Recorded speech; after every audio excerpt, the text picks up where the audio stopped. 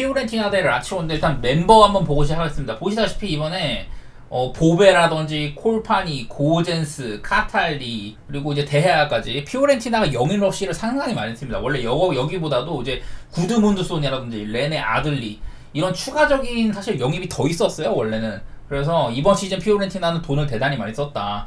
반면에 라치오 같은 경우 임모빌레와 그 이제 루이스 알베르토가 떠나면서 챕터 2를 펼쳤다 이런 얘기들을 많이 했는데, 그래서 지금 이제 초반 흐름을 좀 보면요 피오렌티나의 흐름이 썩 좋지가 않습니다.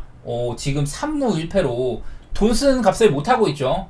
아직도 무승이야 피렌체가. 보면은 이제 피렌체 같이 지금 뭐 이렇게 3백을 쓰고 있고 윙백을 쓰잖아요. 근데 양쪽에 윙백인 도도랑 고젠스 이런 친구들이 상당히 공격적인 친구들입니다. 수비적으로 원래 비라기도 원래 그 레프트백인데 지금 센터백처럼 나오고 있고 스토퍼로서 약간 이제 전술적으로 이 포지션이 맞는지 모르겠어요. 왜냐면은 기본적으로 킥이 좋고 그런 선수인데 여기서 빌드업의 한 축을 담당하기에는 사실 수비적으로는 조금 애매한 부분이 있다 이런 생각들이 들더라고요. 그래갖고 피렌체가 사실은 공격적으로 임하긴 하는데 그렇다고 결과를 잘 뽑아내냐 그것도 애매하고 실점이 적은 것도 아니고 이래가지고 저는 이제 그 피오렌티나는 이제 감독 간의 연쇄 이동이 있었거든요. 직전 이제 이탈리아노 감독이 팀을 떠나고 볼로냐로 갔고, 그리고 밀란에서 경질된 피올리가 이제 피렌체로 왔는데, 저는 이런 감독 연쇄 이동이 조금 루즈인 것 같아요. 피렌체도 피올리 감독 선임이 조금 애매한 것 같다. 그리고 뭐 아까 말했던 것처럼 콜판이라든지 보베, 카탈디, 아들리 다 전부 다 중원 자원인데, 뭐 얘네들이 조금 안정화만 된다면은 얘네들을 이제 각자 좀 필요한 데 쓰고, 왜냐면 여기는 보베 같은 애들은 사실 이런 포지션에 쓰면 안 어울린다고 생각이 되긴 되거든요. 그래가지고 아직까지는 좀 덜 갖춰진 팀 같다는 이런 얘기가 조금 할 만한 것 같습니다. 피렌체는 지금도 과연 이게 맞는지 약간 애매한 것 같고, 반면에 이제 라치오 같은 경우는 아까 말했지만 챕터 2로 열어가고 있다고 했는데 다른 팀들보다 뭐 상황 자체는 꽤 괜찮은 것 같아요. 지금 승점 자체도 7등에 올라있고 뭐 나쁘지는 않습니다. 중간중간에 한 번씩 자빠진 적이 있긴 해. 우디네스한테 패한다든지 그리고 또 밀란이랑 비기고 이랬었는데, 그래도 이 라인업만 봤을 때는 사실 라치오의 경쟁력이 조금 떨어져 보이기는 하거든요 개인적으로는. 그래도 뭐 이렇게 센터백에도 카살레 대신 길라 중심으로 좀 수비진을 꾸린 것도 그렇고, 이렇게 자칸이라든지 이삭센 같이 오늘 둘 다 이렇게 윙으로 나오는데 조금 공수 양면에서 기여되는 살림꾼 같은 친구들이거든요.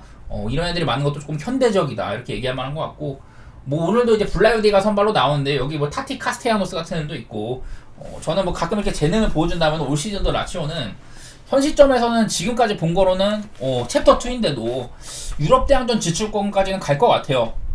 그래서 현 시점에서는 저는 라치오가 조금 더 피오렌티나보다는 좋은 팀이라는 생각이 들고요.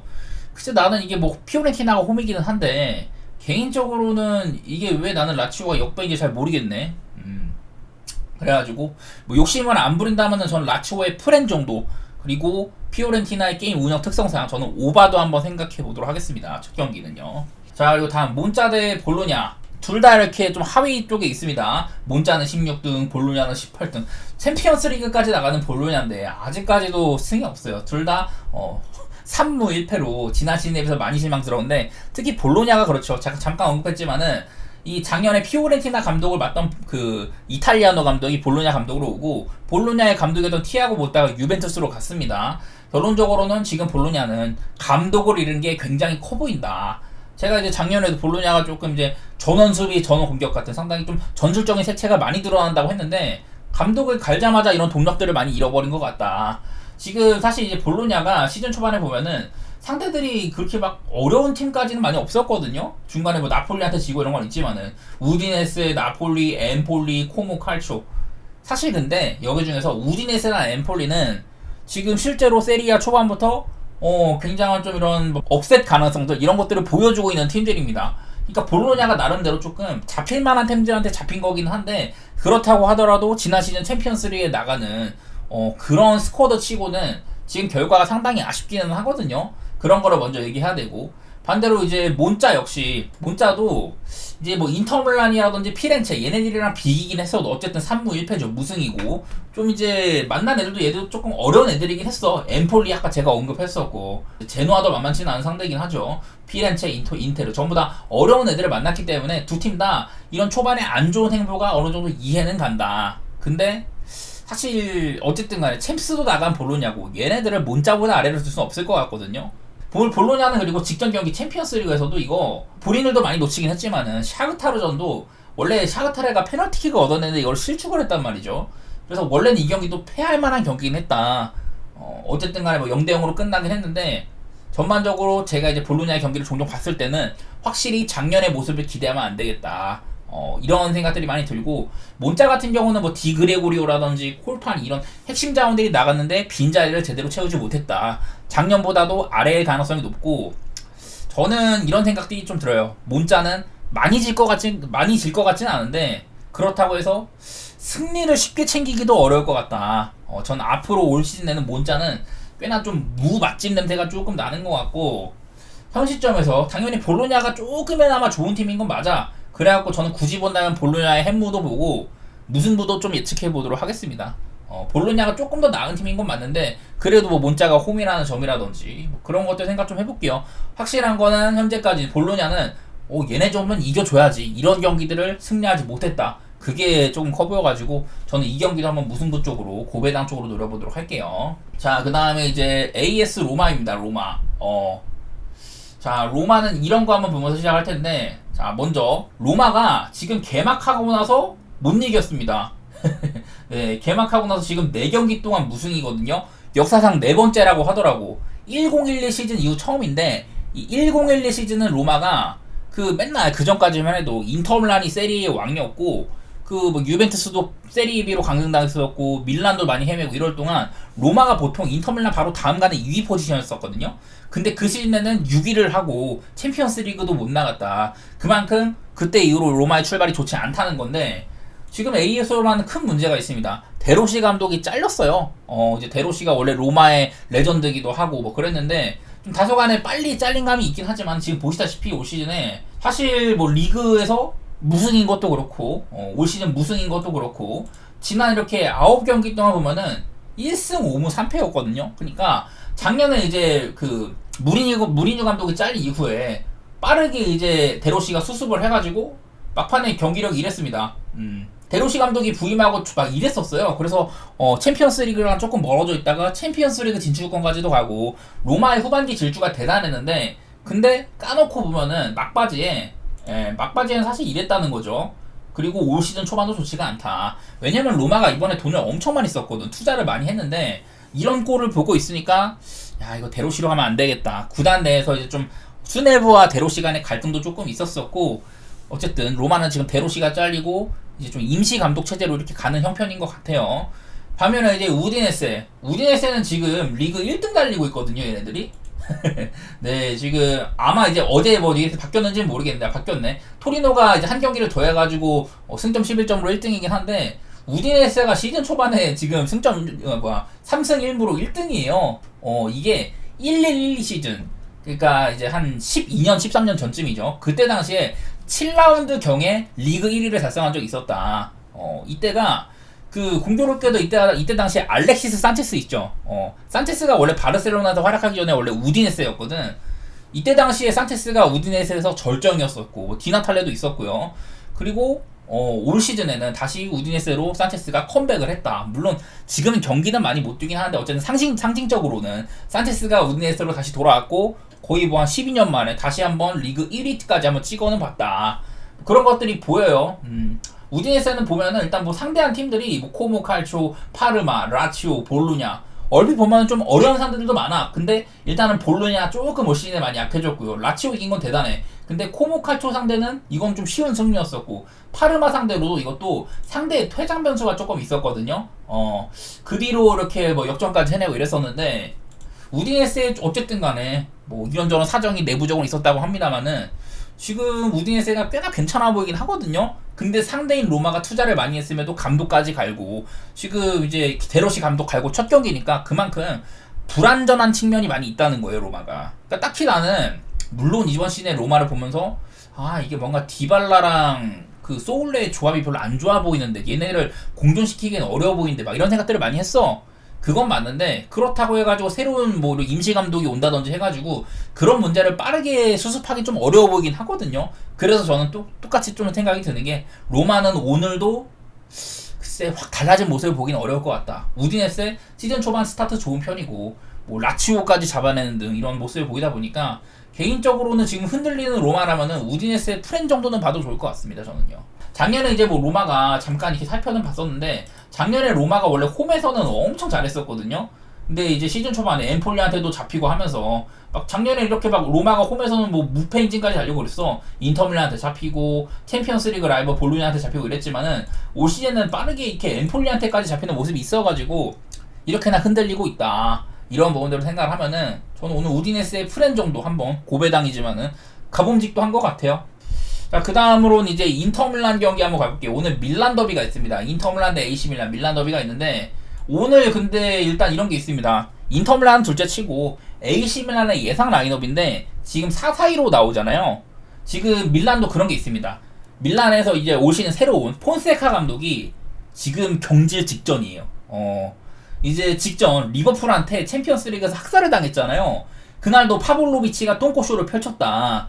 지금 폰세카 감독이 제가 매번 말씀드렸지만은 이 보면은 되게 좀 높은 라인을 이렇게 좀 형성을 한 다음에 좀 공격적으로 많이 임하는데 공격적으로 거두는 결실 자체는 별로 없어. 근데 그만큼 라인을 올리고 상대한테 역습 허용이 많이 높다 보니까 되게 지금 성적이 안 좋거든요, 밀란이. 물론 직전 경기 뭐 베네치아 상대로 4대0을 해냈다 이런 건 있지만은 베네치아는 워낙에 이제 갓 승격한 핫바리 팀이고 그 이후에 바로 또 리버풀한테 학살당하고 오늘 또 밀란 더비를 펼친다. 근데 이런 본인이 잘리기 직전인 시점에 포백을 내세우고 4-4-2를 내세우고 4-4-2? 저는 이거 굉장히 좀 도박적인 선택이라고 생각이 됩니다.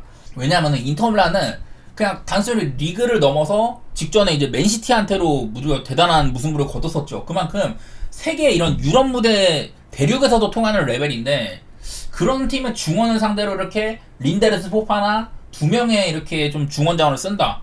이거는 대단히 도박적인 선택이라고 할 수 있을 것 같아요. 인터밀란 상대로 4명의 이렇게 그 퓰리시치 레앙까지 해가지고 4명의 공격수를 쓴다. 이거는 저는 하면 안 되는 짓 같거든요. 뭐 폰세카 감독이 무슨 생각으로 이렇게 임하는지는 모르겠지만은 밀란의 이런 전형이 나는 썩 좋아 보이진 않아. 예. 오늘 또 이제 칼라브리아가 아마 부상 때문에 못 나오는 걸로 보이고 에메르송 유랄이 나온다. 수비진에도 가비아가 아마 파블로비치 대신에 나온다. 뭐 이렇게 되어 있는데 가비아는 조금 느린 수비수거든요. 파블로비치는 지금 뒷공간 땜빵 다 해주고 있고 그래가지고 그리고 직전 경기 때 매냥이 조금 근육 문제도 있었고 정상 상태일지도 잘 모르겠고 이래가지고 일단은 이 AC 밀란의 전형이 되게 저는 불안정해 보이다는 건 있는 것 같아요. 그래가지고 일단 뭐 한마디로 직전 경기 인테르는 챔스에서 맨시티를 상대로 원정 가가지고 굉장히 잘 싸웠잖아요. 근데 그 이제 밀란은 같은 EPL 팀이 리버풀한테 홈에서 그야말로 개처발렸잖아. 그만큼 상반된 결과를 보인 것만 봐도 이런 간접적으로 수준 차이를 얘기할 만한 것 같다. 뭐 단순하게 AC 밀란도 지금 몇 년째 계속해서 이제 리그 우승이랑은 약간은 거리감이 있고 인터밀란은 작년에도 뭐 압도적인 우승하고 뭐 이랬었잖아요. 그러다 보니까 일단 뭐 이런 간접적인 그런 전력 차이가 조금 보이는 것 같고 제가 또 이런 것들도 하나 보여드리려고 하는데 이게 뭐냐면은 지금 보시면은 여기 1948년 막 이렇게 있잖아요. 오늘 이제 인터밀란이랑 AC밀란이 밀란 더비를 갔는데 양 팀의 이런 더비 매치에서 지금 인터밀란이 6연승 중이거든요. 보면 하나 둘 셋 넷 다섯 여섯 중간중간에 뭐 챔스도 있고 이러지만은 특정 이런 맞대결상으로 얘네 둘 간의 이런 매치업이 밀란 더비에서 한쪽이 6연승 중이란 말이죠. 그 전에 뭐 마지막으로 2020년 밀란이 한번 이겼는데 최근 인테르가 밀란 상대로 6연승을 달리고 있고 이 마지막으로 양 팀 간에 어느 한쪽이 6연승을 달렸던 게 언제나 1948년입니다. 이때 당시에는 진짜 밀란이나 인테르나 제가 알고 있는 뭐 슈퍼스타 이런 선수들도 별로 없어요.